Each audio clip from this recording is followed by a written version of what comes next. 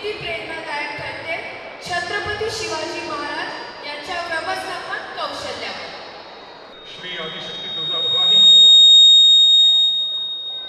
परमपवित्र ध्रुवाध्वज समशेरीच्या धारेवरून महाराष्ट्र लक्ष्मीची पूजा बांधणारे छत्रपती शिवराय शेवटच्या रक्ताच्या थेंबापर्यंत हिंदवी धर्म आणि हिंदवी स्वराज्यासाठी प्राणार्पण करणारे छत्रपती संभाजी महाराज यांना विनम्र वंदन. छत्रपती शिवाजी महाराज छत्रपती संभाजी महाराज यांची जयंती आणि महाराष्ट्र दिन असा एक त्रिवेणी संगम आणि त्यानिमित्ताने आज मराठी शाळा मंडळ या सगळ्यांनी एकत्रित येऊन हा उत्सव साजरा करण्याचं ठरवलंय. I am really glad there are some people who cannot understand Marathi. So in my lecture I would like to deliver some quotations of Shivaji in English also so that they will come to know about that. पण 80% लोक मराठी आहेत आणि महाराष्ट्र दिन आहे त्यामुळे मराठी भाषा हा महत्त्वाचा भाग म्हणून जास्तीत जास्त मराठी बोलण्याचा प्रयत्न करेन. थोडीशी कल्पना देतो कारण मला जो वेळ दिला तेवढ्यात हा सगळा विषय मांडायचा आहे. आता फिलाडेल्फियालाही हे व्याख्यान माझं झालं पण मी सहसा माझं व्याख्यान खूप मोठं असतं त्यामुळे 2-2.5 तास मी हा विषय मांडतो कारण लोकांना सगळं कळलं पाहिजे. आज मी तो साधारण 50 मिनिटामध्ये बसवायचा प्रयत्न करेन ज्या त्यातले महत्त्वाचे मुद्दे आहेत त्यावरती. नॉर्मली आपण नेहमी बघतो बिझनेस मॅनेजमेंट या विषयावर हल्ली खूप बोललं जातं आणि म्हणून मराठीत बोलतानाही त्याचं आपण जर भाषांतर केलं तर व्यापार आणि व्यवस्थापन असं म्हणतो आपण बिझनेस अँड मॅनेजमेंट. पण खरं सांगायचं तर या क्रम सुंदर असल्या पाहिजेत असं मला नेहमी वाटतं कारण उत्तम व्यवस्थापनाशिवाय उत्तम बिझनेस करता येतो. त्यामुळे management should be first and then the business and that's the key thing. त्या काळामध्ये शिवाजी महाराज काय व्यापार करायचे असं कदाचित लोक म्हणतील तर त्या काळामध्ये किल्ले ताब्यात घेणं आपलं राज्य वाढवणं हा व्यापाराचाच भाग होता आपलं स्वराज्य निर्माण केल्यानंतर. पण जे कोणी MBA किंवा या सगळ्या टर्मिनॉलॉजी शिकले असतील त्यांना कदाचित ही माहिती असेल की बिझनेस मॅनेजमेंटमध्ये ज्या ज्या टर्म्स शिकवल्या जातात logistic, courage, alliance, leading bye example, system generation या सगळ्या टर्मिनॉलॉजीज युद्धभूमीवरनं आलेल्या आहेत. या सगळ्या टर्मिनॉलॉजीज युद्धभूमीवर पूर्वी वापरल्या गेल्या बरोबर आणि त्यातून बिझनेस मॅनेजमेंट हा एक विषय सुद्धा आला. आणि महाराजांचं आयुष्य बघितलं तर असं लक्षात येतं की being a tireless warrior Shivaji made all this things possible. त्यावेळेस तुम्ही मॅनेजमेंटची डिक्शनरी नव्हती पण एक ब्रिटिश गव्हर्नर त्या काळात होता त्याचं नाव आहे जेरॉर्ड रॅम्जियर. तो मुंबईला होता. या ब्रिटिश गव्हर्नरनी महाराजांविषयीचं एक पत्र लंडनला पाठवलंय त्याच्यात जो उल्लेख केला आहे त्याच्यात कळतं की महाराज काय होते. आपण शाळेमध्ये इतिहास शिकतो त्या हिस्ट्रीमध्ये आपण ज्युलियस सीझर विषयीचं एक वाक्य ऐकलेलं असतं ही came he saw and he conquer. On the same terms Gerard रॅम्जियर writes in a letter British people of East India Company at that time. ते असं म्हणतात he came, he saw and he overcame. या एका टर्ममध्ये कळून जातं की शिवाजी महाराज काय होते. मगाशी उल्लेख झाला 10 नोव्हेंबर 1659 मार्गशीर्ष शुद्ध सप्तमी गुरुवार दुपारी बरोबर 3 वाजता त्या प्रतापगडाच्या पायथ्याशी अब्दुल्ला बुरजावरती महाराजांनी अफजल खानाचा कोथळा वाहिला. ही घटना घडेपर्यंत शिवाजी महाराजांकडे फारसं कोणी बघत नव्हतं पण इतिहासामध्ये असं दिसतं की त्यानंतर फ्रेंच, ब्रिटिश, पोर्तुगीज, डच या सगळ्या लोकांचं लक्ष वेधलं गेलं की हे काहीतरी वेगळं प्रकरण. म्हणजे त्यावेळेची एक गमतीची गोष्ट फक्त सांगतो की तोपर्यंत 1644 ते 1659 हा 15 वर्षाच्या कालखंडात कधी किल्ला दिला, कधी घेतला, कधी सोडावा लागला, कधी हारला असं करत जेवढं मराठी स्वराज्य होतं त्याच्यात जवळजवळ दुप्पट स्वराज्य पुढच्या 18 दिवसात ताब्यात आलं. त्याचं कारण अशी दहशत पसरली की अरे बापरे अफजल खानाला यांनी मारलंय. एक गमतीचा किस्सा म्हणून फक्त सांगतो. अफजल खानाला मारल्यावर दुसऱ्या दिवशी नेतोजी बालकर आणि शिवाजी महाराज आपलं सैन्य घेऊन एक कोकणच्या दिशेने आणि एक करागड प्रांताच्या दिशेने गेले. पन्हाळा त्यावेळेला आपल्याकडे नव्हता. महाराज स्वतः पन्हाळ्याच्या खाली पोचले. वरचा जो पण मुघल किल्लेदार होता त्यांनी विचारलं की कोण आहे नीचे तर त्यांनी सांगितलं शिवाजी. तर त्यांनी शिवाजी नीचे फिर हमारे अफजल खान किधर है तर त्या खालच्या माणसाने सांगितलं अफजल खान उधर है शिवाजी नीचे क्या करना है बोलो. यू वोंट बिलीव्ह एकही वार तलवारीचा न होता किल्ल्याच्या चाव्या ताब्यात आला आणि ते किल्ला सोडून निघून गेले कारण दहशतच निर्माण झाली की अफजल खानाला मारला. हेनरी गॅरी नावाचा एक त्या काळात इतिहासकार होऊन गेला. आपल्याला माहिती आहे शिवाजी महाराजांनी सुरत 2 वेळा लुटली. हेनरी गॅरीनी महाराजांच्या विषयीचं एक वाक्य सुरतमध्ये लिहिलेलं आहे. ते वाक्य असं आहे की Surat trembles at the name of Shivaji. थरथर कापते म्हणे सुरत, शिवाजी हे नाव ऐकलं तरी. खरं सांगायचं तर बिझनेस मॅनेजमेंट या विषयाची पहिली जगातली डिक्शनरी ही ऑक्सफर्डची आहे. आजही ऑक्सफर्ड डिक्शनरीचा उल्लेख सगळे करतात. बिझनेस मॅनेजमेंट त्यामध्ये जी जी टर्म्स त्यांनी शिकवायला ठेवलेल्या आहेत त्या प्रत्येक टर्ममध्ये शिवाजी महाराज दिसतात असं म्हणावं वाटतं. खरं तर महाराजांचं आयुष्य फार मोठं नाही आहे. मगाशी एक प्रश्न विचारला गेला होता किती वर्ष महाराज जगले. अगदी जास्त सविस्तर सांगायचं तर 18,306 दिवसांचं महाराजांचं आयुष्य आहे. म्हणजे 50 वर्ष फक्त महाराज जगले. हॉर्वर्डची जी स्थापना आहे ती 1636ची आहे. महाराजांचा जन्म आहे 1630चा. म्हणजे महाराज 6 वर्षाचे होते तेव्हा हॉर्वर्डची स्थापना इकडे झालेली होती. बिझनेस मॅनेजमेंट या विषयावरती काम करायला तिथे सुरुवात झालेली होती. पण हा जो सगळा व्यापार व्यवस्थापनाचा अभ्यास त्यावेळेला सुरू झाला होता हा महाराजांपर्यंत आला होता का तर असं म्हणायचं काहीच कारण नाही, कारण शक्यताच नाही कुठल्याही प्रकारे. पण युद्धभूमीवरच्या जेवढ्या टर्म्स आहेत त्या सगळ्या महाराजांनी वापरलेल्या दिसतात. लीडिंग बाय एक्झाम्पल असं या डिक्शनरीमध्ये एक शब्द आहे. महाराजांच्या आयुष्यातली सगळी युद्ध बघाल तर लक्षात येईल एक फक्त पावनखिंडीची लढाई की जिथं बाजी प्रभू देशपांडे आणि त्यांचे बंधू फुलाजी म्हणले की नाही महाराज तुम्ही पुढे जा आम्ही अडवतो रस्ता म्हणून ती एक, आणि एक रामाजी पानगिराला त्यांनी पाठवलं होतं ती. एवढी 2 युद्ध सोडली तर बाकी सगळीकडे दिसतं अफजल खानाला मारायला महाराज पुढे आहे, सुरत 2 वेळा देताना महाराज पुढे आहे, वणी दिंडोरीची लढाई महाराज पुढे आहे, कारतलब खानाची लढाई महाराज स्वतः तिथे हजर आहे. प्रत्येक ठिकाणी लीडिंग बाय एक्झाम्पल. शास्त्रा खानाची बोटं कापली महाराज तिथे आहे. सांगण्याचा उद्देश असा लीडिंग बाय एक्झाम्पल ही जी टर्मिनॉलॉजी बिझनेस मॅनेजमेंटमध्ये शिकवली जाते ती महाराजांच्या संपूर्ण आयुष्यात आपल्याला सातत्याने दिसत राहते. त्यापैकी ज्यांनी कोणी बिझनेस मॅनेजमेंट शिकला असेल त्यांना माहिती असेल की 2 लोकांचा उल्लेख सातत्याने त्याच्यामध्ये केला जातो, शिकवलं जातं. ती नावं इकडची आहेत. त्यातलं एक नाव आहे अल्फ्रेड पी स्लोन ज्युनियर. त्याचं जे पुस्तक आहे my years with General Motors हे पुस्तक फार प्रसिद्ध आहे. अनेकदा मॅनेजमेंटमध्ये ते लोकांना सांगितलं होतं वाचा म्हणून.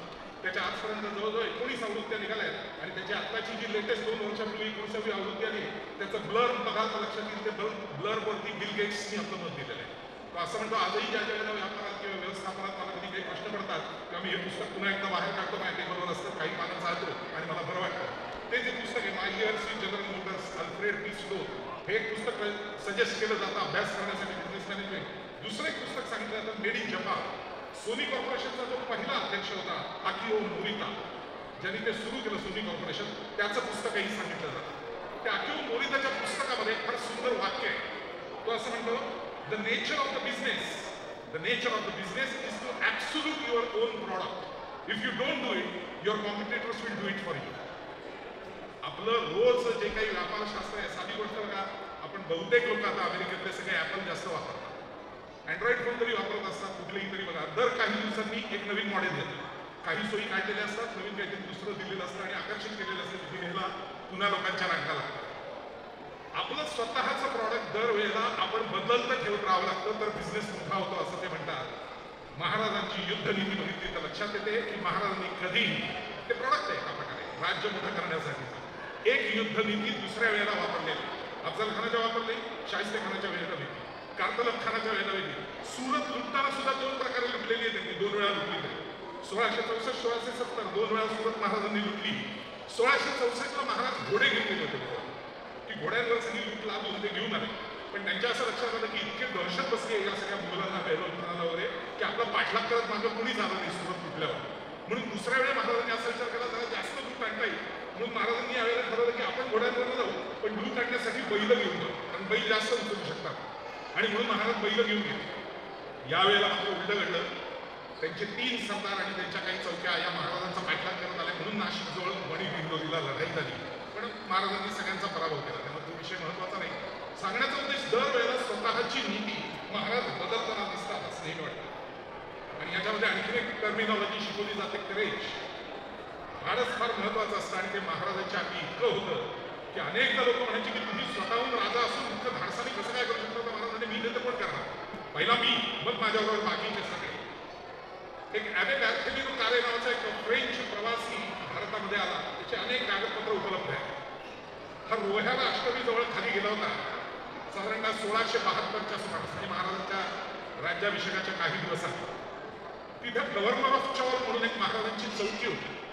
त्या चौकीला जाऊन तो भेटला आणि त्या ॲबे बॅर्थेलिनो त्यांनी असं विचारलं कॅरेने की काय तुमच्या महाराजांना एवढं यश का मिळतं, सातत्याने चढती कमान आहे त्यांची, त्याच्यावर त्या गव्हर्नर ऑफ चौलनी दिलेलं उत्तर फार सुंदर आहे. गव्हर्नर ऑफ चौल असं म्हणला, आमचे महाराज सर्वात जास्त खर्च हेर खात्यावर करतात. हेर खात्यावर सर्वात जास्त खर्च करतात. आणि हे खरंच आहे. महाराजांचं हेर खातं ज्या पद्धतीने बातम्या द्यायचं, कित्येकदा आश्चर्य वाटतं की बाबा इतकं सखोल ज्ञान कसं काय महाराजांच्या हेर खात्याकडे असेल. आणि दुसरा भाग त्यांनी असं सांगितलं त्या गव्हर्नर ऑफ चौलनी त्या अभ्यर्थीने कॅरेला, की आमचे महाराज आपल्याकडे येण्यासाठी कोणालाही कुठलीही फूस लावत नाही किंवा कुठल्याही प्रकारची नजर वस्तू भेट करत नाही. म्हणजे आपल्याकडे एखादा चांगला कामगार यावा, हॉटेल मॅनेजमध्ये आपल्याला एखादा चांगला आपल्याकडे कुक मिळावा, यासाठी ज्या पद्धतीची पळवापळवी चालते, प्रलोभनं दिली जातात, हे महाराज कधीही करत नाही, असं तो गव्हर्नर ऑफ चौल त्या अभ्यर्थीने कॅरेला सांगतो. बघा, जीवावर उदार होणारी माणसं महाराजांच्या जवळ आली. माजी प्रभू देशपांडे, तान्हाजी मालुसरे, हिरोजी फर्जन, मुरारबाजी देशपांडे, रामाजी पांगिरा. माजी प्रभू देशपांड्यांनी एक वाक्य लिहिलेलं आहे, त्याच्यात कळतं की ही स्वामीनिष्ठा काय. त्यांना असं विचारलं होतं की तुम्ही सगळं ते जासवडगडाचं सगळं सोडून, या सगळ्या लोकांना सोडून तुम्ही तुमचं सैन्य घेऊन महाराजांकडे अचानक आलात, ते कशासाठी? त्याच्यावर त्यांनी असं म्हणलंय की महाराजांची नीती आम्ही पाहिली, आम्ही स्वामी कार्यात खर्च झाल्यास, म्हणजे काही कारणाने माझा मृत्यू झाला लढताना, महाराज आमच्या कुटुंबियांस वाऱ्यावर सोडणार नाही. आणि हा विश्वास वाटला म्हणून आम्ही महाराजांकडे आलो. आपल्याला एवढंच माहिती असतं की पावनखिंडीमध्ये बाजी आणि फुलाजी दोघंही गेले. पुढचा भाग आपल्याला माहीत नसतो. तो किती महत्वाचा आहे की स्वामी कार्यात खर्च झाल्यास महाराजांच्या कुटुंबियांस वाऱ्यावर सोडणार नाही. बाजी आणि फुलाजी देशपांडे या दोघा बंधूंना मिळून 8 मुलं होती. काही लहान होती, काही तरुण होती. महाराजांनी त्या प्रत्येकाची नंतर चौकशी केली. नुसती चौकशी नाही केली, त्यांची जी लायकी होती त्याप्रमाणे स्वराज्यात त्यांना नोकरीच लावून होती. याशिवाय बांदल लोकांना घेऊन ते आले ते सगळे. तर या जिपाऊसाहेब बांदल म्हणून या बांदलांच्या प्रमुख होत्या. महाराज त्यांना जाऊन भेटले की आमच्या या सगळ्या पावनखिंडीच्या ह्याच्यात तुमचे बांदल लोक खर्च पडले, ते किती पडले? ती म्हणली अराउंड 300 लोक मेली. त्यांनी त्याची यादी केली. त्यातली ज्यांची मुलं होती त्यांना स्वराज्यात कामाला लावून घेतलं. आणि ज्या घरात एकटी बाई होती, आज आपण पेन्शन आणि या सगळ्या गोष्टीचा विचार करत असतो, महाराजांनी त्यावेळेला त्या एकट्या बाईसाठी, ज्याला पेन्शनच म्हणता येईल असं, महिन्याभराचा सगळा शिधा, तिच्या जगण्यासाठी लागणाऱ्या वस्तू या राज्यकारभारात कायम दिल्या जाव्यात असा हुकूम केला. आणि 112 अशा विधवा बांधल घरातल्या बायकांना त्यावेळेला महाराज हा शिधा द्यायला लागले. तो ती लोक असेपर्यंत, ज्याला आपण पेन्शन म्हणतो, तो विषय त्यांनी केलेला आहे. मला नेहमी असं वाटतं की आपल्या लक्षात येत नाही कित्येकदा की एक मराठीमधला एक प्रत्यय, संस्कृतमधलाही आहे, तो प्रत्यय फार महत्वाचा असतो. आपण राज्य, देश, भाषा असे सगळे शब्द वापरतो, पण त्याच्यामध्ये स्व लागलं ना की त्याचे अर्थ बदलतात. आणि तो स्व आपल्याला शिवाजी महाराजांनी दिला असं म्हणावं लागतं. नुसतं राज्य म्हणण्यापेक्षा स्वराज्य असं म्हणलं की अर्थ वेगळा होतो. भाषा म्हणण्यापेक्षा स्वभाषा म्हणलं की वेगळं होतं. त्यामुळे या स्वचा त्रिकार जो महाराजांनी आपल्याला दिला, त्याच्यामुळे सगळ्या गोष्टी घडल्या असं मला असं वाटतं. जसं मी म्हटलं की लिडिंग बाय एक्झाम्पलमध्ये महाराज दिसायचे, तसं आणखी एक बिझनेसमध्ये टर्म असते, फ्लॉलेस प्लॅनिंग. कुठेही इकडे तिकडे एवढंसं सुद्धा कसुबत चुकता कामा नाही. महाराजांच्या बाबतीत हे फ्लॉलेस प्लॅनिंग कायम दिसत राहतं. कारण महाराजांच्या मृत्यूनंतर 27 वर्ष आणि महाराज असताना 37 वर्ष मुघलांशी आपली सातत्याने लढाई झालेली आहे. आणि ही सगळी लढाई होत असताना सुद्धा प्लॅनिंग किती असेल तर अफजल खानाचा मगाशी मी उल्लेख केला. अफजल खानाला ज्यावेळेला महाराजांनी मारलं तेव्हा बाजी प्रभू देशपांडे महाराजांकडे नव्हते, ते बांदलांकडे होते. आणि आपल्या मिरजेच्या अलीकडे पलीकडे जासवडगड नावाचा किल्ला आहे, त्या किल्ल्याचे किल्लेदार होते. महाराजांनी अफजल खानाला मारले 10 नोव्हेंबर 1659 मार्गशीर्ष शुद्ध सप्तमी. एप्रिलमध्ये अफजल खान उतरलेला आहे इकडं महाराजांना मारण्यासाठी, तो विडा उचलून. एप्रिलमध्ये तो उतरला आहे, तेव्हापासूनच प्लॅनिंग आहे. फ्लॉलेस प्लॅनिंग म्हणजे काय असतं तर महाराजांचं मे मधलं पत्र आहे, उपलब्ध आहे जासवडगडाला पाठवलेलं किल्लेदार आणि किल्लेदार बाजी प्रभू आहे की आम्ही खानाचा कोथळा काढणार आहोत. जेव्हा त्याच्या बरोबरची माणसं तुमच्या बाजूने विजापूरच्या दिशेला पळून जायचा प्रयत्न करतील तेव्हा त्यांना सोडू नये, जासवडगडाच्या खाली त्यांना घ्यावं ताब्यात आणि मारून टाकावं. हे मे मध्ये लिहिलेलं बरोबर. नोव्हेंबरमध्ये महाराष्ट्राला मारतायत आणि त्यानंतर मग बाजी प्रभू इकडे आलेले आहेत. सांगण्याचा उद्देश फ्लॉलेस प्लॅनिंगची तर अशी प्रचंड उदाहरणं दिसतील. आपल्याला फक्त शाहिस्ते खानाची बोटं तोडली एवढंच माहिती असतं. आपण नेहमी सर्जिकल स्ट्राईक वगैरे या सगळ्या विषयावर बोलत असतो. मला एकच प्रश्न विचारायचा आहे, आपल्याला तो जेम्स बॉन्ड फार भारी वाटतो, पूर्वी सिनेमा बघितले, अर्नाल्डो श्वार्झेनेगर भारी वाटतो की काय घुसला आणि त्यांनी कसं सगळं ते पृथ्वीवरचं संकट घालवलं, देश मोठा आपला वाचवला, सगळं पृथ्वीच्या कक्षेच्या बाहेर सगळं त्याला सगळंच येत असतं ना बॉडला, आणि त्याला सगळं ऑपरेट करता येतं, मिसाईल्स करता येतात सगळं. विचार करा, शास्ता खान, ज्याला आता शाहिस्ते खान असं आपण म्हणतो, पण ते मूळ शास्ता खान आहे. तो शास्ता खान 3.5 लाखाची फौज घेऊन उतरलाय, आणि ती फौज थोडी थोडी ठेवत ठेवत औरंगाबादवरून शेवटी पुण्यात येऊन लाल महालात येऊन थांबलाय. 3 वर्ष झाली. त्याच्या फौजेतले कसबा पुणे असं ज्याला म्हटलं जायचं, तिथे साधारणतः 1.5 लाखाची फौज आहे, आणि बाकीची फौज आजूबाजूने विखुरलेली आहे. अशा वेळेला फक्त 410 लोकांना घेऊन महाराज एकत्र येतात, ज्याला काळं वावर असा उल्लेख आहे त्यावेळेला. म्हणजे पुण्यातलं जे कोणी असतील त्यांना बिब्बेवाडी हा विषय माहिती असेल, तर त्या बिब्बेवाडीला पूर्वी काळं वावर म्हटलं जायचं त्या काळात. त्या ठिकाणी जमायचं आणि तिथनं आत घुसायचं असे ठरलेले आहे. आजच्यासारखा मोबाईल नाही आहे, व्हॉट्सॲप नाही आहे, घड्याळ नाही आहे कुठल्याही हातात, पण ठरलेल्या वेळेला ती 410 लोक जमतात. काही वरातीतनं, काही आपण तुमच्या सरदारांची माणसं असं म्हणत म्हणत त्या लाल महालापर्यंत आतपर्यंत घुसतात. महाराजांना लाल महाल जवळ माहिती आहे लहानपणापासून, त्यामुळे ज्या बाजूला चुगाण असतं तिथं चुना आणि पालखाचं जे दर्जा भरलेले असतात ते दगड ठिसूळ आहेत, म्हणून तिथनं पाडून आत घुसतात. तिथनं शयनगृहाकडे जायचा जिना आहे. आयत्या वेळेला कळतं की तो जिना बंद कराय, कारण तिथं वरती शास्ता खान आता झोपतो, त्याचा शयनगृह आहे म्हणून. मग ती भिंत पाडतात. त्याचा आवाज त्यावेळेच्या रमजान चालू आहे त्यावेळेच्या सगळ्या त्या आचार्यांना येतो, म्हणून त्या 6 लोकांना आधी मारलं जातं आणि महाराज वर घुसतात. एका परीने पंतप्रधानाच्या बेडरूममध्ये घुसण्यासारखे आहे. आणि अशा वेळेला बाहेर फौज आहे 75,000 आणि महाराजांची माणसं फक्त 410. त्या शास्ताखान्याची एक बेगम फार हुशार होती. तिला लक्षात आलं की गनिम आत आहे, म्हणून ती ओरडली की शामदान बुझा दो, शामदान बुझा दो, म्हणून कुंकरी मारून सगळे घालवले तिथे. आणि म्हणून अंधार झाला, म्हणून महाराजांना दिसलं नाही की तिथे शास्ताखान आहे. त्यामुळे अंधारात कापाकापी झाली याची काय झाली ती, त्याच्यात तो पळालेला पाहिला म्हणून महाराज त्याच्या मागे गेले. दुसऱ्या दिवशी तो पुण्यातनं बाहेर पडला, ते पश्चिम बंगालकडे निघून गेलेलं आहे. इतकी दहशत बसली महाराजांची. का? कारण त्याची एक बेगम, त्याचा जावई, त्याचा एक मुलगा, त्याचे 2 वजीर, त्याच्या इतर ठेवलेल्या बायकांपैकी 3 बायका, त्याच्या 5 दासी, अशी 16 लोक मारली गेली त्या अंधारात. आणि महाराजांच्या 410 लोकांचं काय झालं, त्यातले 2 देशपांडे बंधू नांदोशी जवळचे ते थोडेसे जखमी झाले. कारण फ्लॉलेस प्लॅनिंग मधला पुढचा भाग असा होता की जेव्हा शास्ताखान पळाला तेव्हा महाराजांच्या लोकांनी आत्मबंबावून सुरू केली, गलीम गलीम गलीम, दरवाजा उघडा, दरवाजा उघडा, आणि मग मागणं घुसलेले लोक मुख्य दरवाज्यातनं बाहेर पडून पळून गेले. सांगण्याचा उद्देश हा प्लॅनिंगचा भाग, हा एक धोक्याचा भाग असतो जो महाराजांनी त्यावेळेला केला असं म्हणावं वाटतं. आणि त्याच्या पलीकडचा भाग असतो जो बिझनेस मॅनेजमेंटमध्ये शिकवला जातो, ते म्हणजे स्टेनलेस कॅरेक्टर, निष्कलंक चारित्र्य. महाराजांचं सगळं आयुष्य बघितलं तर लक्षात येतं की हे निष्कलंक चारित्र्य इतकं अप्रतिम, स्पॉटलेस, एक डाग नाही महाराजांच्या आयुष्यावर. आपण आग्र्याच्या विषयी ऐकलेलं असतं की महाराज पुरंदरचा तह झाला आणि मिर्झा राजेबरोबर आणि महाराज गेले आग्र्याला. आग्र्याहून महाराज सुटले वगैरे हे सगळ्यांना माहिती असतं. तो जो रामसिंग कछवा आहे, जयसिंगचा मुलगा, ज्याच्याकडे महाराजांची जबाबदारी आहे, त्याला औरंगजेबाने असं विचारलं की काय रे, तो शिवाजी तुझ्या कैदेत तो पळून जाणार आहे असं माझ्या कानावर आलंय, हे खरं आहे का? आणि तसं असेल तर तुझं काही खैर नाही, तू देतो का हुंडी लिहून त्याच्यावरती की तो पळणार नाही? रामसिंग कछवा महाराजांकडे आला आणि त्यांनी विचारलं की ते आलमगीर असं विचारतायत की तुम्ही इथं पळून जाण्याचा प्रयत्न करताय, तर त्यांनी मला सांगितलं की तू जबाबदार असशील तर तू हुंडी लिहून दे, तो पळून जाणार नाही अशी, तर देऊ का? महाराज म्हणले बेलाशक. त्यांनी हुंडी लिहून दिली, उपलब्ध आहे. ती हुंडी कितीची होती? जवळजवळ 66,000 धनांची. आणि सांगितलं तर आश्चर्य वाटेल, महाराज आग्र्याहून सुटून पळून परत राजगडावर येईच्या आत बीडजवळ आष्टीला जिजाऊ साहेबांनी ती हुंडी वटवलेली आणि रामसिंग कछवाला पैसे परत मिळाले. म्हणजे पैसे बुडले हा विषय नाहीच, ते पळून गेला बरोबर, आता त्याचा नंतर प्राण जाईल तो वेगळा, पण त्याचे पैसे आपण घेतलेले ते पैसे परत गेलेच पाहिजे. या पद्धतीने महाराजांनी त्या हुंड्या त्यावेळेला वटवल्याचं आपल्याला दिसतं. आणखी एक गोष्ट नेहमी शिकवली जाते मॅनेजमेंटमध्ये, ती म्हणजे ऑर्गनायझेशन अँड एम्पॉवरमेंट, निर्णय घ्यायची क्षमता. महाराजांचं सगळं अष्टप्रधान मंडळ बघितलं तर लक्षात येतं.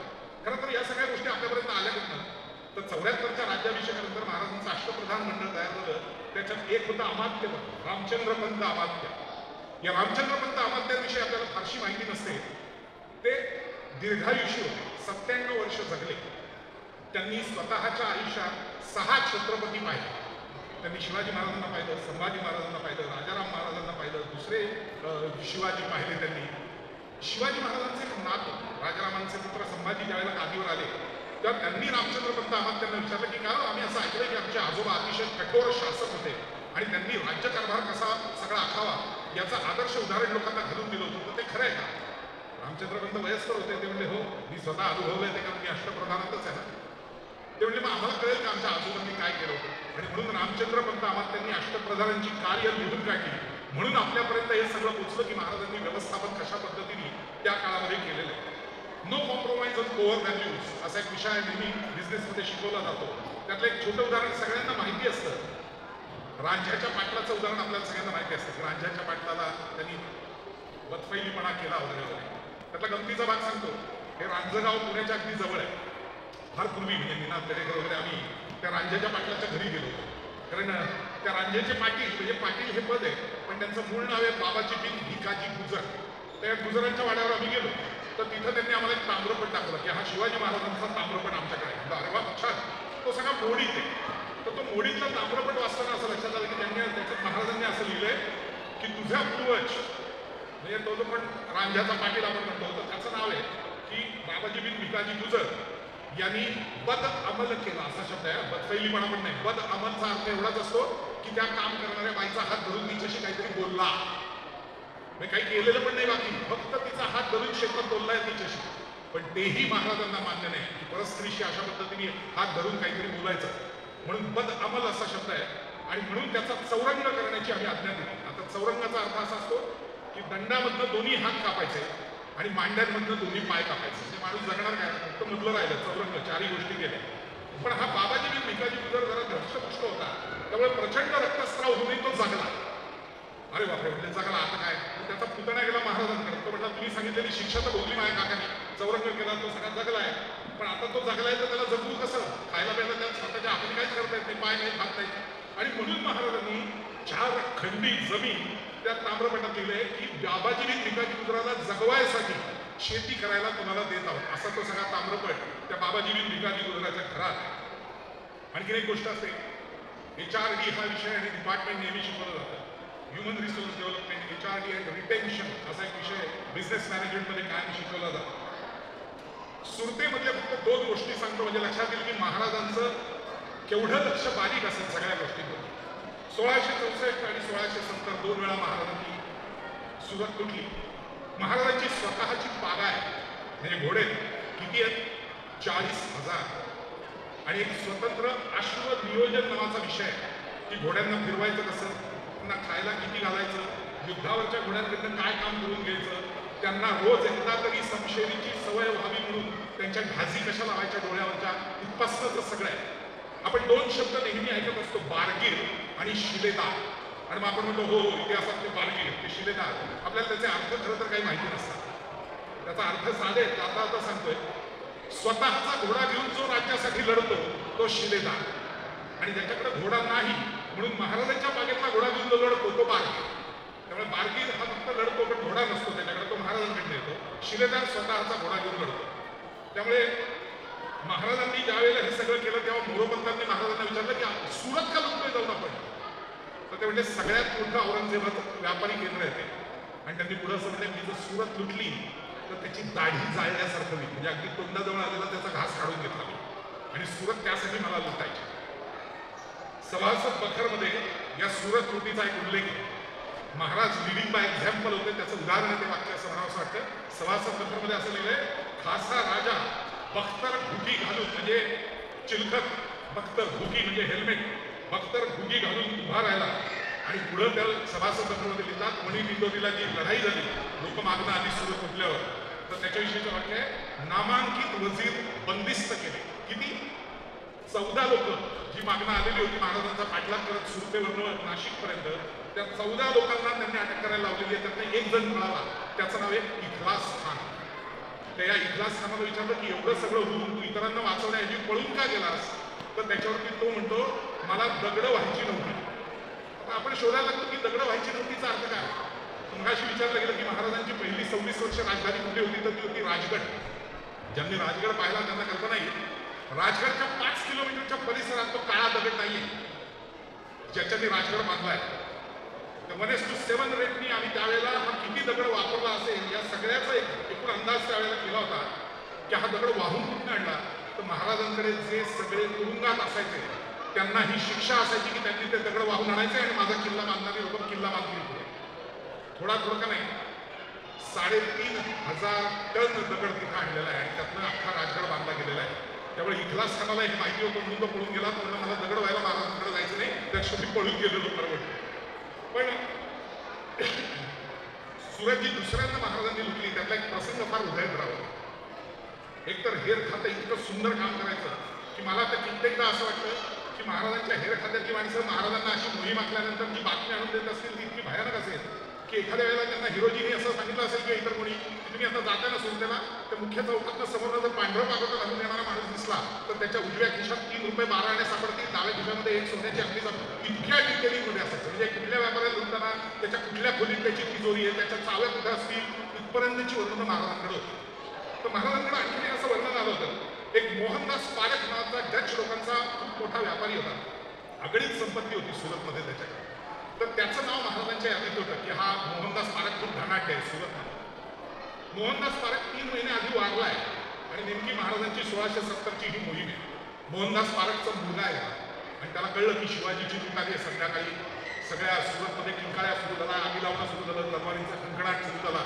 त्यांनी घरातून आईला सांगितलं की सुरत लुटायला दुसऱ्यांदा शिवाजी आलाय, त्याच्याकडे आपली नोंद असणार, आपल्याकडची अगणित संपत्ती तो लुटणार, मी वडिलांसारखा व्यापार करून परत कमवीन, पण तू आता हे जे मिठी मारून बसलेस तिजोरीला ते सोड, आपले प्राण महत्वाचे आहेत. ते लोक आत आले तर मुकाट्याने त्यांना चाव्या देऊन टाक आणि सगळं देऊन टाक. आई तयार नाही, काका तयार नाही, बायका घाबरल्या घरातल्या, यांनी मुख्य वाड्याचा दरवाजा लावून घेतलाय. संध्याकाळी ती सगळी सुरुवात झाली. महाराज घुसले सुरतमध्ये. पहाट होईपर्यंत त्या वाड्याकडे कोणी आलेलंच नाही. तो सारखा थोड्या वेळाने किलकिलं दार करून बघतोय, कोणी दिसत नाही. आरडाओरडा चालू आहे सुरतमध्ये. फक्त एकच त्याला दिसतं की एक त्यात चाव्या बिव्या सगळे ठेवले, आम्हाला मारू नका, काय हवं ते सगळं घेऊन जा. आणि त्याच्यावर त्या सरदाराने असं उत्तर दिलंय, काळजी करू नकोस, संध्याकाळी लूट सुरू झाली तेव्हापासून आम्ही 10 जण इथे आहोत. त्याचं कारण मोहनदास पारख हा फार चांगला माणूस होता, भले डचांचा व्यापार करत असेल. त्यांनी इथल्या हिंदू मंदिरांच्या उद्धारासाठी पैसे दिलेले आहेत, गरिबांसाठी तो काम करतो, अन्नछत्र चालवतो. या सगळ्याच्या बातम्या आमच्या महाराजांकडे होत्या आणि त्यामुळे महाराजांनी सांगितलं आपण सुरत लुटायला चाललोय, आपल्या सैनिकांना सगळ्या गोष्टी माहिती असतीलच असं नाही, त्यामुळे तुम्ही जातीने 10 लोक घेऊन जा. चुकून आपला कोणी माणूस मोहनदास पारखचं घर लुटायला आला तर त्यांना इथं परत पाठवा. आमच्यावर जबाबदारी रात्रभर ही होती की तुमच्या घराचं रक्षण करायचं, म्हणून आम्ही आतापर्यंत इथे थांबलो होतो. तुम्ही तसेच राहा, आम्ही उभा माणूस असेल. म्हणजे त्यावेळेला एवढी सगळी लूट होत असताना त्या मोहनदास पारखचं घर मात्र महाराजांनी तसंच ठेवलेलं आहे. महाराजांनी आरमार बांधलं, आपल्याला सगळ्यांना माहिती असते. 1664 ते 1679 या सगळ्या काळात महाराजांनी प्रचंड आरमार बांधला. दमण त्या काळात महाराजांनी जिंकलं आणि तिथला सगळा गावखंडीकर आपला मला द्या असं त्यांनी सांगितलं. आज आपण असं म्हणतो की 150 वर्ष भारत इंग्रजांच्या पारतंत्र्यात गेला. इतिहासात आपण शिकत नाही तेव्हा या गोष्टी घडतात असं म्हटलं पाहिजे. कारण इंग्रजांविषयीच्या काही नोंदी महाराजांनी केलेल्या आहेत. त्यातली सगळ्यात महत्वाची नोंद मला नेहमी असं वाटतं की हे वाक्य तर वारंवार लक्षात ठेवा, इंग्रजांच्या बाबतीत महाराजांनी लिहिलेलं, जे त्यावेळेला आपल्या इतिहासकारांनी लिहून ठेवलेलं असूनही कोणी वाचलं नसावं. त्यांनी असं म्हटलंय, इंग्रजांविषयी महाराज म्हणतात, हे इंग्रज साधे सुधे लोक नव्हे, बरं तुमच्या डोळ्यांचे काजळ काढून घेतील, वर ते काढण्याच्या कामाचा रोजगारही तुमच्याकडनंच घेतील. म्हणजे डोळ्याचं तुमच्याच काजळ काढणार, त्याचेच पैसे मागणार की आम्ही काढून दिलं म्हणून तुमच्या डोळ्यात. पुढे त्यांनी असं म्हटलंय की यांचे खावंद तो प्रत्यक्ष राज्यकर्ते, म्हणजे यांचे जे कोणी पूर्वज आहेत ते राज्यकर्ते आहेत आणि राज्यकर्त्यास स्थळलोभ नाही ऐसे कैसे व्हावे. म्हणजे व्यापारासाठी आले तसं समजू नका, हे उद्या जमीन गिळंकृत करणार तुमची. हे फार आधी महाराजांनी लिहिलेलं आहे. आपल्याला इतिहासात ही घटना माहिती असते की महाराजांनी राजापूरची वखार लुटली इंग्रजांची, सगळी तोडून टाकली, सगळ्या त्यातल्या आपल्या गोष्टी काढून टाकल्या. गमतीचा भाग असा की त्यावेळेला जो तिथला गव्हर्नर होता त्याचं नाव होतं हेनरी रिव्हिंग्टन. हा हेनरी रिव्हिंग्टन महाराजांच्या कैदेत होता आणि तो इतका आजारी पडला की त्याची एकूण 12 पत्र उपलब्ध आहेत. त्यांनी महाराजांकडे दरवेळेला पॅरोलवर माझी सुटका करा, मी काही दिवस बरा व्हायला लंडनला जातो, बरा झाला की परत तुमच्या कैदेत येतो, असं त्यांनी लिहून ठेवलेलं आहे. शेवटी त्याचा आजार पडून महाराजांनी त्याला सोडला. तो लंडनपर्यंतही पोहोचला नाही, तो ब्रिटिश बंदरावरतीच त्याला दफन करावा लागला, तो वाटेतच गेला. त्याच्या जागी जो दुसरा माणूस आला, त्यांनी राज्याभिषेकानंतर महाराजांकडे अर्ज केला की आमची तुम्ही राजापूरची वखार म्हटली, मान्य आहे, आमच्या भिंती पाडल्या, आम्हाला ते परवानगी नाही व्यापाराची वगैरे सांगितलं, ते ठीक आहे, पण आमच्या आपल्या वस्तू होत्या त्या तुम्ही चोरून नेल्या, त्याचे पैसे आम्हाला द्यायला नको का तुम्ही? महाराज म्हणले अगदी बरोबर आहे, किती पैसे झाले? तर तो इंग्रज अधिकारी म्हटला 25,000 रुपये त्यांनी सांगितले, एवढे झाले. महाराज म्हणले असं बरोबर, वाढ आणा. आणि सांगितलं तर आश्चर्य वाटेल, राजापूरची वखार लुटली, त्याचं अख्खं बाळ समोर आलं.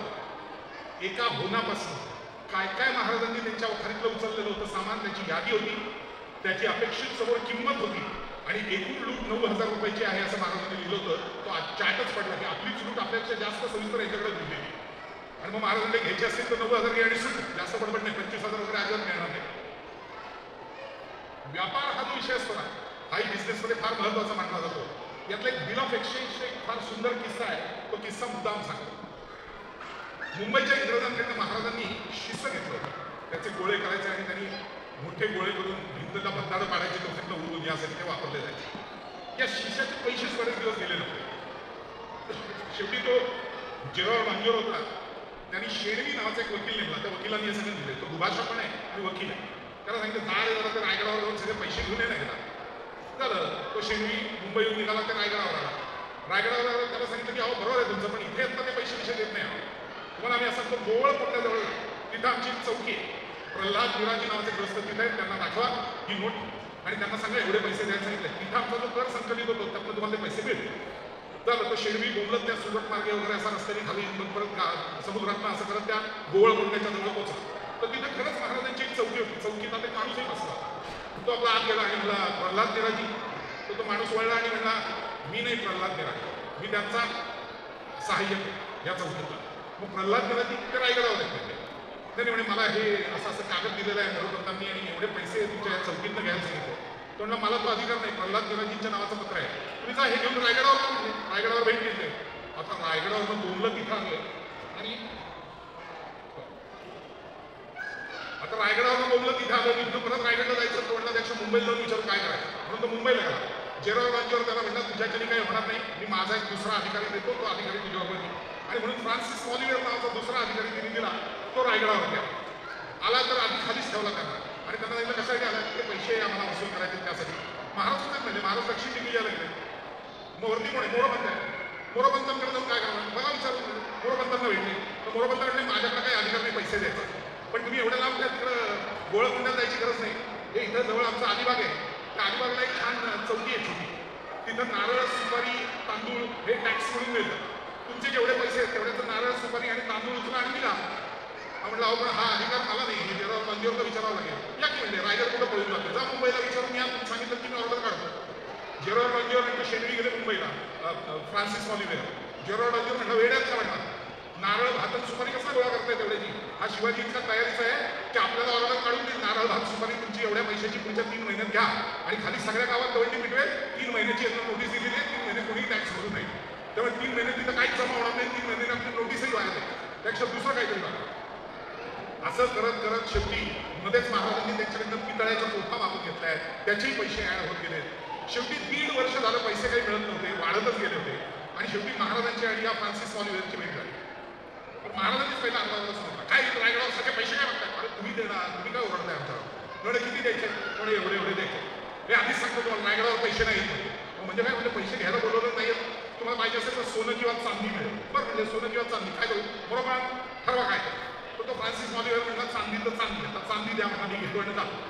बरोबर जा म्हणजे आदरखान्यात जा, तिथं खाली जा आणि त्या आबदारखान्यामधून सगळे त्यांना काय हवी तेवढी चांदी द्या, त्यांची वजन करून किती पैसे होतात ते झालं. ते खाली गेले, तागडं आणलं, चांदी आणली आणि चांदी आणल्यावर मोरोपंत फ्रान्सिस मॉलिवेरला म्हणतात एक लक्षात ठेवा, मुंबईमध्ये चांदी 23 रुपये असेल, इथं 32 रुपये.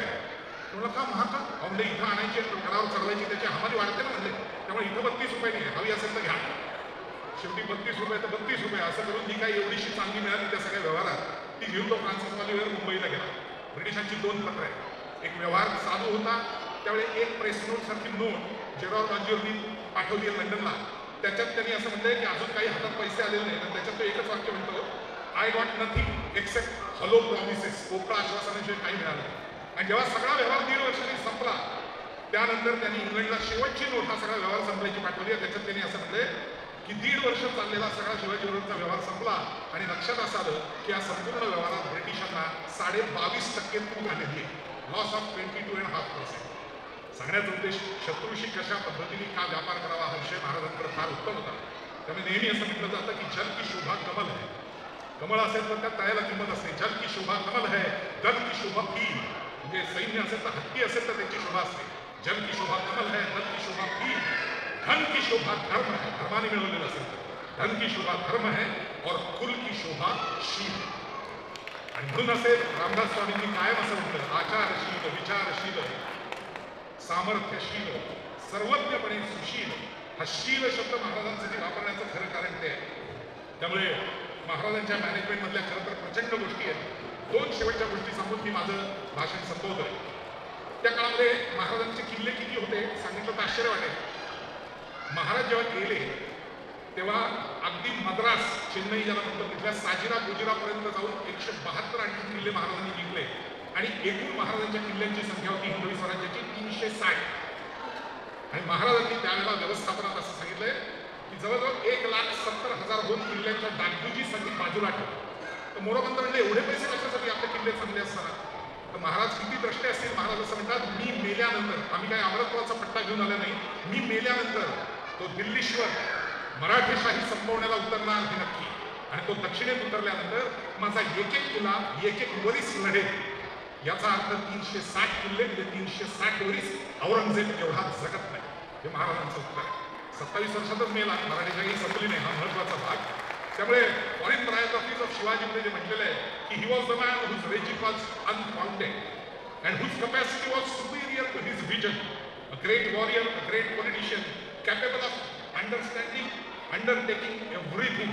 आणि त्याच्या पुढचा भाग फार महत्वाचा आहे. सगळे इतिहासकार म्हणतात अँड अचिव्हिंग एव्हरीथिंग. स्वप्न सगळेच बघतात, आखतातही, पण ती प्रत्यक्षात उतरवण्याचे साहस असावं लागतं आणि ते छत्रपतींमध्ये होतं. त्यामुळे मॅनेजमेंट ऑफ फोर्ट्स याच्यामध्ये त्यांनी SOP जे आपण हल्ली म्हणतो ते लिहून ठेवलेलं आहे. दुर्गांचे संरक्षण तो परम उग्र असं महाराज म्हणतात. आणि किती छोट्या छोट्या गोष्टी आहेत भारतातल्या, आपण म्हणून पटकन कळेल. 20 कोसांवरच्या किल्ल्यावर जवळचा मित्र किंवा नातेवाईक किल्लेदार असता कामा नये असं त्यांनी म्हटलंय. काय तेव्हा सत्यनारायण होतं म्हणून गेलो होतो, कारण त्याच्या मुलीचा साखरपुडा होता म्हणून जाऊन चालणार नाही. रायगडावर अर्ज कर, आधी अधिकृत रजा घे, दुसरा किल्लेदार नेमला जाईल, मग किल्ला सोडायला परवानगी. एखाद्याने फितुरी केली तर महाराजांनी लिहिलंय फितुरी केलेल्याचे डोचके मारावे म्हणजे करून करायचं त्याचं, आणि ते डोचके बाजूच्या गडोगडी फिरवावे म्हणजे दहशत अशी बसेल की परत कोणी गडाच्या विरोधामध्ये फितुरी करणार. अशा बारक्या बारक्या गोष्टी. आणि गड घ्यायचे कसं महाराज, तर निम्म्याहून अधिक गड 118 गड महाराजांनी परकीयांच्याकडनं नुसते जिंकले नाहीये, स्वतःचेच गड नीट करून घेतले. मग गड खराब झालेला असायचा, शिबंदी असायची, शत्रू यायचा, काही दिवस किल्लेदार लढायचा. मग महाराजांना कळायचं की शिबंदी संपत चालली आहे, काय करू. महाराज म्हणायचे किती पैसे देतोय बघ. मग कधी 10,000, कधी 20,000. म्हणजे मुहियुल नियम नावाचा औरंगजेबाचा एक मुलगा, त्यांनी विशाळगड 1,00,000 रुपये देऊन विकत घेतल्याची नोंद आहे. कारण त्याला बापाला दाखवायचं होतं मी जिंकला किल्ला, त्याच्यात ताकदच नव्हती, हे औरंगजेबालाही माहिती होतं. तर तसं 10,000 20,000 देऊन महाराज किल्ला सोडायचा, पांडव विश्राम सोडून जायचा. मग तो जो पण सरदार असेल खानांचा तो खुश व्हायचा.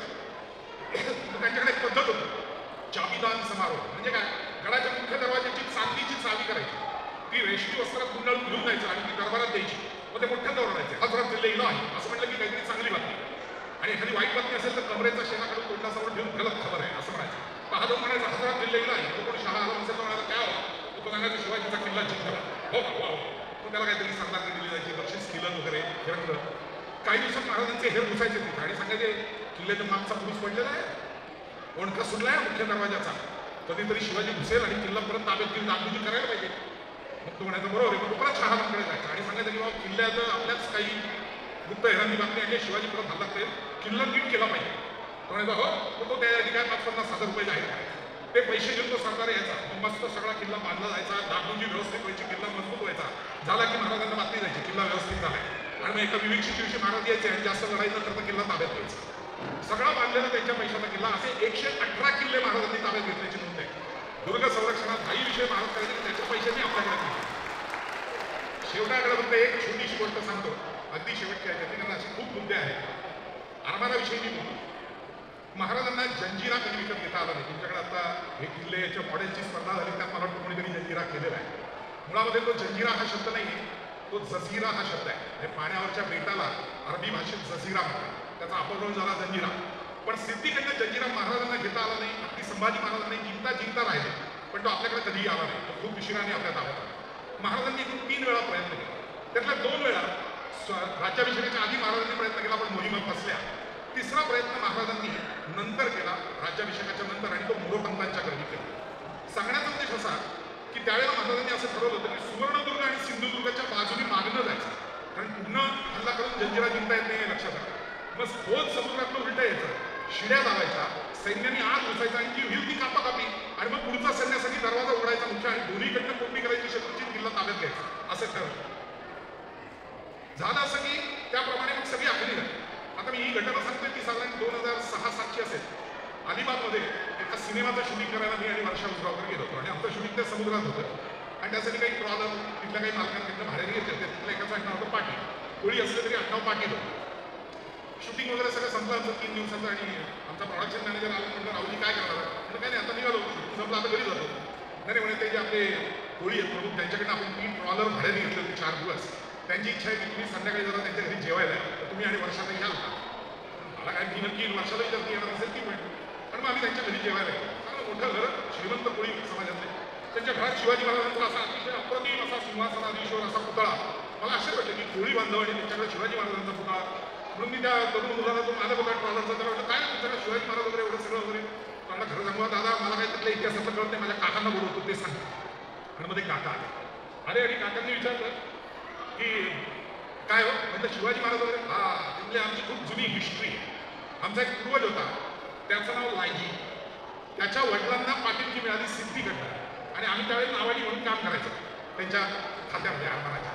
तर या लायजी पाटील कोळी जो होता हा महाराजांनी सिंधुदुर्ग आणि सुवर्णदुर्ग बांधल्यानंतर महाराजांच्याकडे तो काही मुख्य लढवय्या नव्हता, पण सामान युद्ध सामान पुरवणं, आरमाराला काही गोष्टी पुरवणं, खाली काही खंदक बांधायचं तर त्याला मदत करणं, यासाठी लायजीची माणसं काम करायची. तर या लायजीवर तिसऱ्या वेळेला जेव्हा जंजिरा जिंकायचा होता तेव्हा जबाबदारी दिली गेली की मागच्या बाजूनी खोल समुद्रातनं तुझ्या नावा घेऊन जा, मागच्या बाजूनी जंजिऱ्याला शिड्या लाव आणि तू निघून ये. मध्यरात्री कधीतरी सैन्य पोचेल मोरोपंतांचं, ते आत चढेल आणि मग जे काही होईल ती लढाई होईल. झालं ठरल्याप्रमाणे आमचा लायजीकडे निघाला, सगळ्या होड्या माणसं शिड्या वगैरे घेऊन.